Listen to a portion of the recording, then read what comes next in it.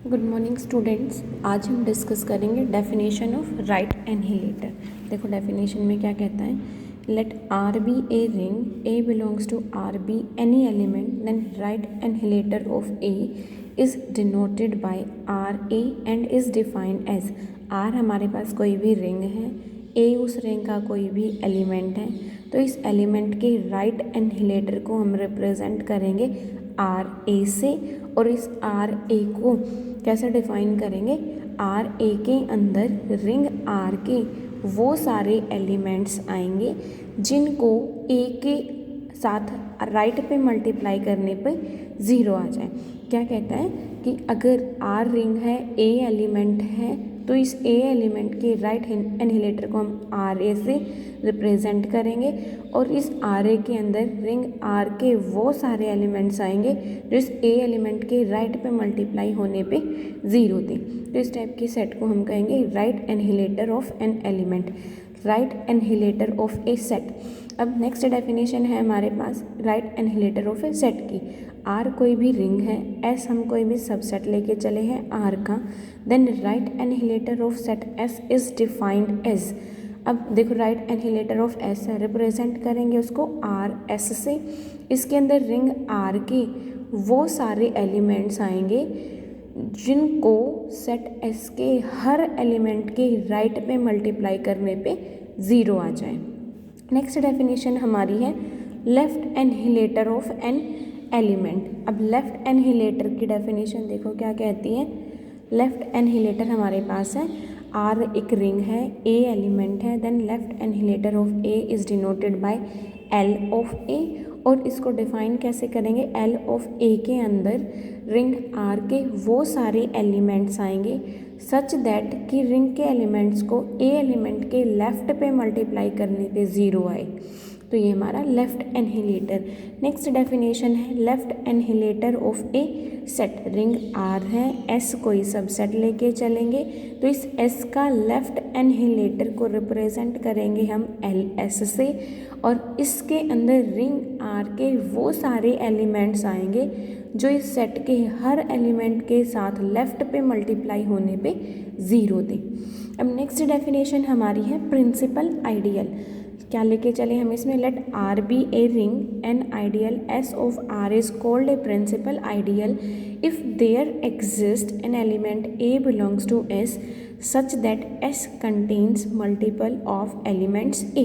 ये कहता है कि आर अगर हमारे पास कोई भी एक रिंग है, एस उसका कोई भी आइडियल है, तो एस को हम प्रिंसिपल आइडियल कब कहेंगे, जब एस के सारे एलिमेंट्स किसी एक ए एलिमेंट के मल्टीपल की फॉर्म में हो। दैट मीन्स कि एस आइडियल अगर किसी एक सिंगल एलिमेंट ए से जनरेट हो जाए तो हम एस को कहेंगे प्रिंसिपल आइडियल। मीन्स किसी भी आइडियल को प्रिंसिपल आइडियल कब कहेंगे, जब वो किसी एक एलिमेंट से जनरेट हो जाए। इसके बाद नेक्स्ट डेफिनेशन करते हैं। नेक्स्ट डेफिनेशन हमारी है यूनिटी आइडियल की। देखो यूनिटी आइडियल क्या कहते हैं, आर हमारे पास एक रिंग है with unity element E. Ring R है, यूनिटी एलिमेंट ई है, then principal ideal generated by E is called unity ideal. अब देखो डेफिनेशन में क्या कहा इसने, रिंग आर है यूनिटी एलिमेंट के साथ, और यूनिटी एलिमेंट को वो ई से रिप्रेजेंट कर रहा है, तो ये कहता है कि वो प्रिंसिपल आइडियल जो ई से जनरेट हो जाए, मीन्स यूनिटी एलिमेंट से जनरेट हो जाए, उसको हम कहेंगे यूनिटी आइडियल। और यूनिटी एलिमेंट से जनरेट हमारी पूरी रिंग हो जाती है, होल रिंग आर। तो इस जब हमारी यूनिटी एलिमेंट से पूरी रिंग जनरेट हो जाती है तो उसको हम बोलते हैं the ring R is called unity ideal. Next definition हमारी आती है ज़ीरो आइडियल की। If R is a ring with unit element then the principal ideal generated by zero is called the ring singleton zero. The ring singleton zero is called zero ideal. Simple है definition, R हमारे पास ring है with unit element, वो principal ideal जिसको zero element generate करेगा उसको हम कहेंगे ज़ीरो आइडियल। इसके बाद हम पहले next theorem discuss theorem discuss करने से पहले एक डेफिनेशन और करेंगे। Principal ideal and principal ideal domain. अब प्रिंसिपल आइडियल रिंग क्या होती है? अभी हम पीछे पढ़ के आए थे कि प्रिंसिपल आइडियल क्या है। किसी भी आइडियल को प्रिंसिपल आइडियल हम कब कहेंगे? जब वो किसी एक सिंगल एलिमेंट से जनरेट हो जाए। तो प्रिंसिपल आइडियल रिंग क्या होगी? जब उस रिंग का हर आइडियल प्रिंसिपल आइडियल बन जाए। तो डेफिनेशन देखो क्या कहता है। A commutative ring R with unity is called a principal ideal ring if every ideal of R is a principal ideal। ये क्या कह रहा है? रिंग विद यूनिटी होनी चाहिए। अब इस रिंग विद यूनिटी को हम प्रिंसिपल आइडियल रिंग कब कहेंगे? जब इसका हर आइडियल कैसा हो? प्रिंसिपल आइडियल हो। नेक्स्ट डेफिनेशन है प्रिंसिपल आइडियल डोमेन। अब इसके अंदर ये कहता है an integral domain R with unity is called principal ideal domain if every ideal of R is a principal ideal. Principal ideal domain के लिए भी हम इंटीग्रल डोमेन आर लेके चलेंगे, इंटीग्रल डोमेन विद यूनिटी। अब इस इंटीग्रल डोमेन विद यूनिटी को principal ideal domain हम कब कहेंगे? जब इसका हर आइडियल प्रिंसिपल आइडियल हो। प्रिंसिपल आइडियल डोमेन को हम PID भी बोलते हैं। इसके बाद हम थ्योरम करेंगे। थ्योरम देखो पहले हम डिस्कस करेंगे the ring of integers is a principal ideal domain. इसको करेंगे पहले हम। देखो हमें क्या प्रूव करना है? हमें इसके अंदर प्रूव करना है कि जो रिंग ऑफ इंटीजर्स है वो प्रिंसिपल आइडियल डोमेन बनाएगी। अब रिंग ऑफ इंटीजर मतलब कि इंटीजर्स का सेट हमारे पास प्रिंसिपल आइडियल डोमेन बनाएगा। सेट ऑफ इंटीजर्स को हमें अगर PID शो करना है तो हमें क्या करना पड़ेगा कि इस इंटीजर्स के सेट का हर आइडियल प्रिंसिपल आइडियल हो। तो यहाँ पे हम यही लेके चलें let Z plus dot be the ring of integers.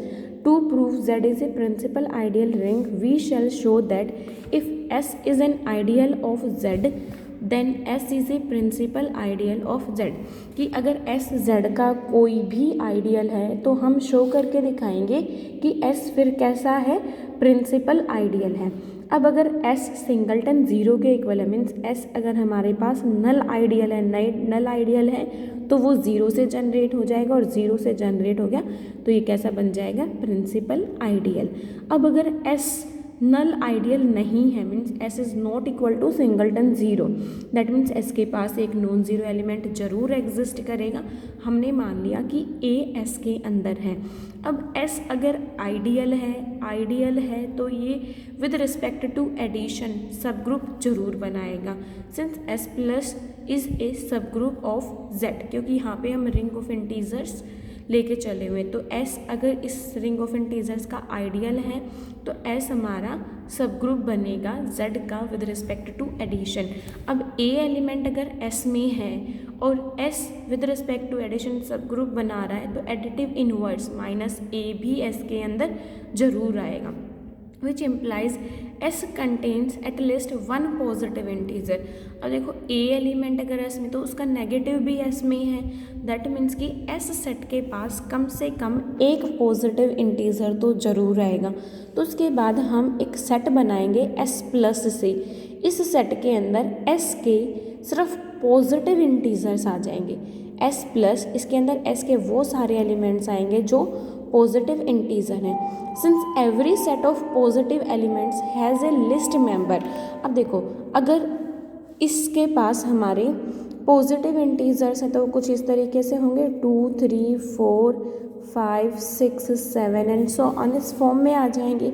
अब अगर ये पॉजिटिव इंटीजर्स है तो इन पॉजिटिव इंटीजर्स में से हमारे पास एक लिस्ट पॉजिटिव इंटीजर भी ज़रूर है, जैसे यहाँ पे हमारे पास 2 है तो इस S प्लस सेट में भी एक लिस्ट पॉजिटिव इंटीजर ज़रूर होगा और उस लिस्ट पॉजिटिव इंटीजर को हमने नाम दे दिया है B।